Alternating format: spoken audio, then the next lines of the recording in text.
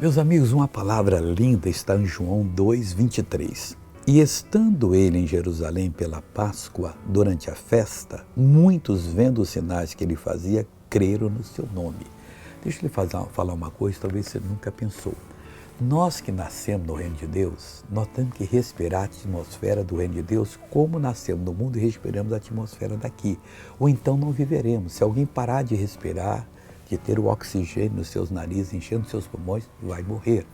Nós temos que pensar em Jesus o dia todo. Onde nós formos, temos que fazer os sinais. Não é só falar, não. A pessoa está doente, eu vou orar por você. Mas pregar do jeito que ela crê e você ora e ela é curada. Jesus fazia isso, vendo os sinais que fazia, crer no seu nome. As pessoas não creem no ministério que Deus deu a você de apresentar Jesus, porque você não apresenta. Você conta a história do passado. Viva respirando a atmosfera celestial e Deus vai lhe usar poderosamente. Veja essa pessoa que foi abençoada. O meu braço está muito melhor agora.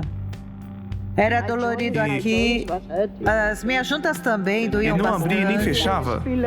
Eu enfaixava o meu braço porque ele doía muito, a dor era muito Mas forte. agora a dor foi embora? Mas a dor foi embora. Oh, glória a Deus. Agora eu quero lhe abençoar, Pai. Deixa a gente agora respirar o teu ar, a tua atmosfera.